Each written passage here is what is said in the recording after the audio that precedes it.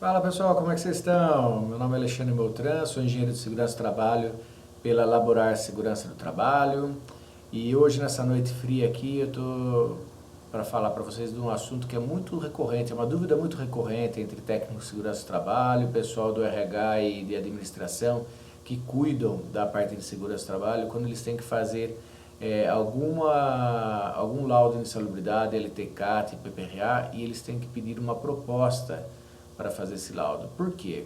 Porque envolve a quantificação de agentes químicos e a grande maioria fica perdido porque recebe propostas diferentes e não sabe qual que eles devem avaliar. Então eu vou dar uma dica bem fácil aqui para as pessoas que podem fazer com calma para que quando chega essa oportunidade ele saiba pedir uma proposta mais adequada e comparar os preços de forma mais adequada, até mesmo para saber se o laudo está o mais completo possível, porque você levantando esses dados muito antecipadamente, com certeza você não vai se esquecer de nada no dia que tiver que efetuar o laudo, tá ok? Então, antes de falar um pouquinho sobre isso, só quero lembrar vocês também de se inscrever no nosso canal do YouTube, tá? Não deixa de se colocar a campainha que manda os avisos, né? E se você também quiser mais, você pode acompanhar a gente em outras mídias, que são, por exemplo, o Instagram. O nosso nome lá no Instagram é @laborar.seguranca.trabalho, tá ok?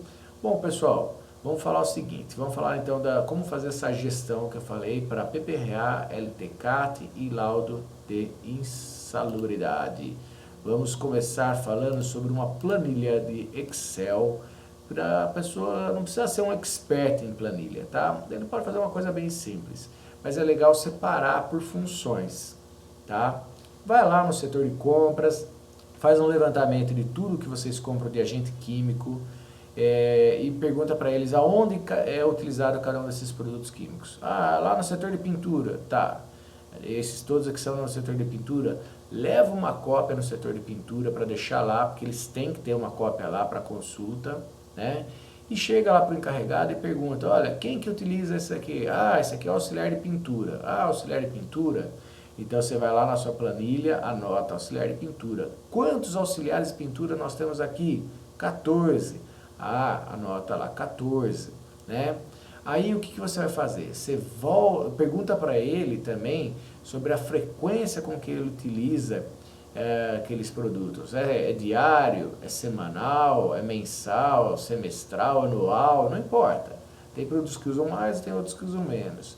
E quando utiliza, por quanto tempo eles utilizam? Ah, eu utilizo 2 minutos, ah, eu utilizo 10, ah, eu utilizo 6 vezes de 15 minutos. Ah, então 6 vezes de 15 minutos, você vai ter aí 1h30, né, no dia. Mas é importante saber que são 6 vezes de 15 minutos. E eu vou explicar depois por que eu usei esse exemplo para vocês mais para frente. Aí você vai pegar, volta lá para a tua mesa, tal, abre aquela FISPIC que eu falei para vocês, que são um documento que todo fornecedor tem que enviar junto com os produtos para vocês, né? Todo vendedor de agentes químicos tem que mandar essa ficha para vocês e vocês vão anotar lá, FISPIC XYZ, põe o nome dela, né, onde está escrito FISPIC aqui na imagem de vocês. Se você tiver um produto só, você anota só onde está químico 1, você põe o nome do produto. Vamos dizer que fosse etanol, põe lá etanol. Agora etanol tolueno e xileno, põe químico 1 etanol, segundo tolueno e o terceiro xileno. Se tiver a concentração lá, facinho, que vai estar no campo 3 ou 8, coloca a concentração do lado. Isso vai ajudar também o profissional que vai fazer a cotação para você, para ele ter uma ideia da problemática que ele vai ter pela frente. E no campo 8, você também vai ter outra informação muito importante, que vai estar lá NR15LT, que é limite de tolerância, e a CGH. A CGH ela é importante porque ela entra para o PRA, né? E também para você cuidar da saúde do pessoal, uma coisa mais prevencionista. Já para a insalubridade, você vai encontrar a NR15. A CGH também, talvez ela seja colocada dentro da nossa norma em breve. Então, Já deixa esse dado aí, né, uma cartinha guardada, né? Porque de repente você pode precisar dessa informação, tá ok? Coloca os limites, você vai ter lá tantos ppm ou tantas miligramas por metro cúbico, coloca essa informação na sua planilha de todos os agentes. Ah, eu estou lá com tolueno, 78 ppm, eu estou com xileno, 78 ppm, eu estou com etanol, 780 ppm. Coloca lá em cada uma das colunas. Vai ter a recomendação na FISC do EPI e do EPC que você deve utilizar. Então, olha o que ele recomenda lá e também anota essa informação. Vamos dar uma olhada num exemplinho aí de uma FISP que eu peguei para vocês? Olha aqui, ó, exatamente o que eu estava falando para vocês. Tem tolueno, etanol, xileno, é uma mistura. Tem a concentração do lado, anota isso, né? Tem outras substâncias, anota também, né? Eles colocaram no campo 3. No campo 8, aqui embaixo, onde eu colei para vocês, tá lá, limite de tolerância na NR15, 78. A CGH daqui tá meio antiga, tá? 2015. Nós tivemos uma atualização bem recente, em 2019, tá? Desculpe. Bom, o que mais que nós podemos ver? A gente pode ver outros agentes, olha lá. Acetona também está na NR15, então para o lado de insalubridade eu tenho que quantificar, né? Acetato de etila, a mesma coisa. Álcool de acetona, ele não precisa quantificar nem para o laudo de insalubridade, nem para o LTCAT, mas eu posso usar para o PPRA, tá ok? Então é por isso que é muito importante a gente olhar essas imagens, essas FISPs, né? Essas tabelas da FISP aqui, tá ok? Bom, como eu falei para vocês, o EPI, ele tem outra informação que você deve anotar lá. Anota os CAs que vocês têm, porque isso vai ser exigido pelo profissional que for fazer o laudo para você. Mas antes de mandar tudo isso para o profissional, tem uma coisa mais importante ainda que vocês têm que tomar cuidado. Às vezes você tem lá no setor 5 produtos que são químicos. E você compra lá aquela luva de látex que protege contra agentes químicos. Está escrito lá. Só que, se você for verificar de repente, sempre manda para o fabricante da luva os agentes que você tem e pergunta para eles, protege contra todos esses 5?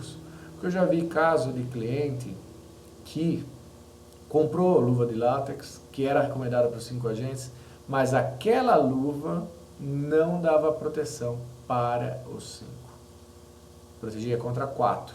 Contra um deles, ela não era muito boa proteção. E aí, o próprio fabricante já indicou, falou assim, olha, eu recomendo que você coloque por debaixo da luva, na mão, um creme de proteção, grupo 3. Né? Aí você já vai ter uma proteção que fica para todos esses agentes. Às vezes, nesse pequeno bate-papo, você tira um problemaço da empresa. Porque se você não faz isso, é um passivo que você só vai descobrir o dia que você tiver o laudo. E aí, tudo que ficou para trás, não tem o que fazer. É passivo. Agora, se você tiver a disposição de perguntar, e olha que legal a FISP aqui, você sabe os agentes que tem, você já sabe o que deve perguntar. Ah, eu sei as funções que usam, pô, já sei para quem eu tenho que dar. Aí eu vou olhar a ficha de EPI dele e vou saber se ele está utilizando, né, a proteção adequada. Tá vendo como é muito importante você ficar atento a esse tipo de informação também?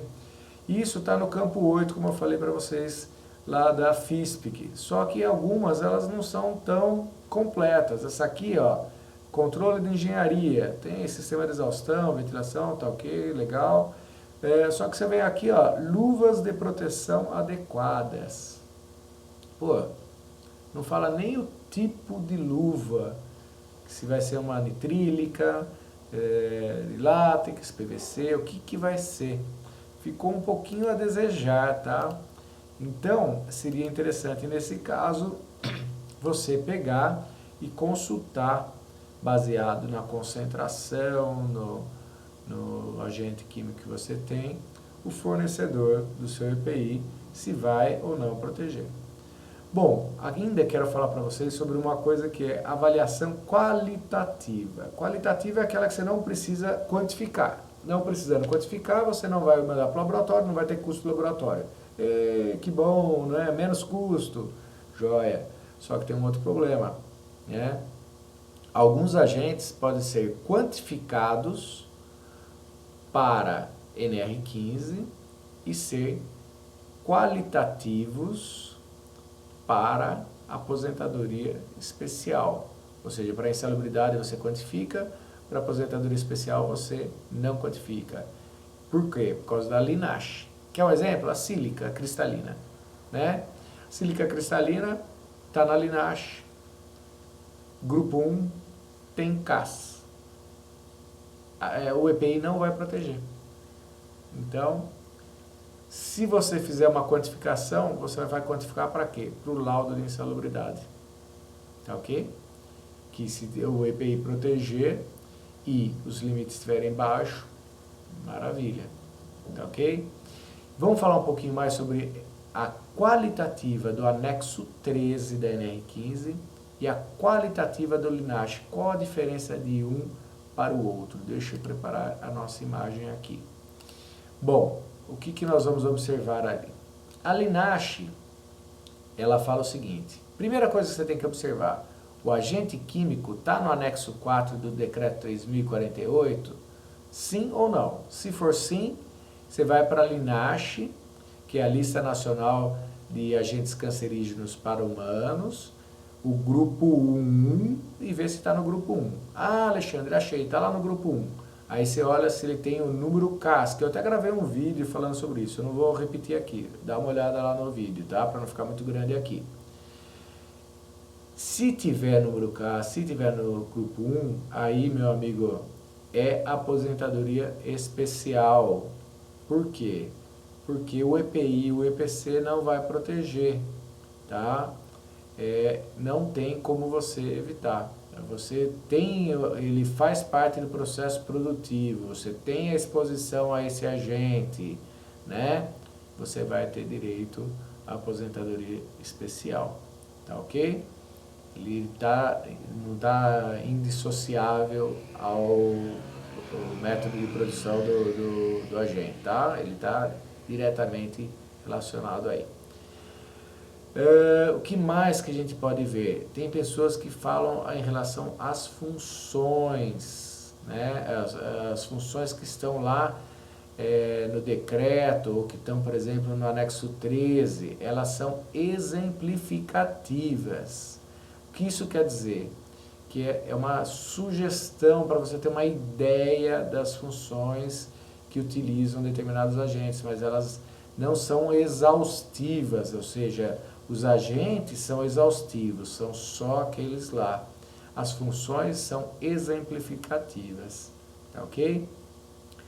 Vamos agora fazer um rápido exemplo aqui com o que nós temos aqui embaixo. O arsênio, ele está na NR15 em anexo 3, ele é qualitativo. E está na linaje grupo 1 e tem CAS. Né? Sim, aqui, esse S é de sim que está na linaje e tem grupo 1 e CAS. Como que eu analiso ele para aposentadoria especial e para insalubridade? Bom, linaje é direito à aposentadoria especial, tá? Para o anexo 13, você vai avaliar aqui para a insalubridade o EPI. O EPI para aposentadoria especial, como eu já disse, não interfere aqui, mas o arsênio e o carvão interferem, tá? E o chumbo? O chumbo, ele está no grupo 1 da linaje, mas ele não tem número CAS, tá? E está no anexo 4 também do decreto 3048, assim como o arsênio e o carvão, tá ok? Então ele não vai ser analisado pela linaje porque ele não tem o CAS. Ele vai ser analisado pela NR15, anexo 13, da mesma forma como eu faço para a insalubridade. Ou seja, a mesma conclusão que eu tenho em insalubridade eu vou ter para aposentadoria especial com relação ao chumbo, tá ok? E aí segue para os demais agentes aqui. Espero que vocês tenham entendido em relação a essa parte aqui. Vamos dar continuidade então. Eu não falei para vocês lá, né, de limite de tolerância, frequência de utilização, e falei de 15 minutos. Por quê? Porque existe ali na nossa norma, no anexo 11 da NR15, alguns limites. E tem um lá que eles chamam de valor teto, limite teto, que é um valor que não pode ser extrapolado em nenhum momento, né, da jornada. Em nenhum momento esse valor pode ser extrapolado. E eles são avaliados aproximadamente durante 15 minutos de avaliação, né, que é uma exposição de curta duração. Então, o que vai acontecer? Nós vamos pegar e vamos fazer uma avaliação, né, para vocês terem uma ideia de como olhar isso no anexo 11. Aqui, o ácido clorídrico ele tem valor teto, que é esse maisinho aqui. O ácido cianídrico ele tem absorção pela pele, então você tem que dar uma luva além da proteção respiratória. Esses dois agentes aqui, eles têm limite de tolerância bem baixo, olha do clorídrico, 4 ppm. Então assim, é bem complicadinho o ácido clorídrico, né? Então como que você pode proceder? Vamos supor que eu use ácido clorídrico para algum processo de limpeza, sei lá, né? E nesse processo de limpeza, eu faço esse processo lá em 15 minutos. Entre começar e terminar, eu demoro 15 minutos. Eu faço isso de manhã e eu faço isso no final da tarde. E os dois períodos dá 15 minutos. O que você pode fazer? O ideal é o quê? Meço de manhã e meço à tarde. Tá? Ah, Alexandre, a exposição é praticamente a mesma, não vai ter interferência. Tá bom, então tá ok. Meço num dos dois períodos, o que eu achar que vai estar pior, né? E mando para avaliar primeiro, para ver se o limite teto, né, o valor teto, foi ultrapassado ou não nesses 15 minutos. Nessa situação, se não ultrapassar, você tem que fazer a média ponderada no tempo, que daí seria pegar a soma dos dois 15 minutos e dividir pela média na jornada, né? É um outro cálculo aí que vai ter um outro vídeo depois explicando para vocês, para não ficar longo aqui. Mas como não superou o limite teto, e o valor teto normalmente ele é bem maior do que o limite de tolerância, provavelmente, nessa situação que eu falei para você, dividindo na média ponderada do tempo, não vai superar a média ponderada do tempo. Você poderia, de repente, fazer o cálculo, esses 15 minutos, e verificar que não ultrapassou a média ponderada do tempo. Você não precisaria fazer a média ponderada no tempo. Agora, vamos supor que a exposição, na verdade, fosse um pouquinho maior do que 15 minutos. Aí você teria que fazer várias pequenas avaliações de 15 minutos, né, para ver se em nenhum desses momentos foi extrapolado o valor teto. Tá ok? E aí sim, depois você joga e faz a média ponderada no tempo para verificar se mesmo assim, né, na média ponderada do tempo, não superou o limite de tolerância. Eu acho que eu até extrapolei um pouquinho do que eu queria falar para vocês em relação a esse vídeo aqui, mas já deu uma noção por que às vezes algumas pessoas sugerem mais avaliações químicas em um mesmo ponto, ou outros colocam coisas a menos de quantificação por causa da linhagem, etc. Ou quando daí envolve dois laudos diferentes, como o laudo de insalubridade e o LTCAT, por que eles acrescentam. Então eu acho que com isso vocês já conseguiram ter uma boa ideia do que, como pode variar um orçamento para esses laudos, se a pessoa tiver a informação correta. E o quão é importante fornecer essa informação correta para ter o laudo correto também. Tá ok? Então, façam isso, pessoal. Peguem, anotem com calma. Isso com certeza vai economizar dinheiro, muito dinheiro para a empresa e passivo trabalhista para a empresa, se vocês seguirem à risca o que eu pontuei para vocês. São muitas informações, assista novamente, compartilhe com quem você acha que vai ajudar, vai acrescentar na vida deles alguma coisa. Aqui está novamente aí o lembrete para aqueles que estavam tão concentrado no vídeo, que esqueceram de se inscrever no YouTube, se inscrevam, tá? O nosso Instagram tá aí embaixo novamente. E comentem, deixem aí se vocês observaram alguma coisa que ficou em dúvida ou que eu falei equivocadamente, que já aconteceu num vídeo de eu ter colocado uma palavra e eu queria dizer outra coisa, depois a pessoa falou, eu falei, não, realmente, eu me equivoquei na hora de falar isso, o que eu queria dizer era outra coisa. E eu fiz a correção no bate-papo que tem no YouTube embaixo. Se você viu alguma coisa, ficou em dúvida, quer corrigir, pô, legal, participe, quer deixar sua sugestão? Show de bola, participe, que eu vou gostar muito da colaboração de vocês, tá ok? Forte abraço e até o próximo. Fico aqui com vocês.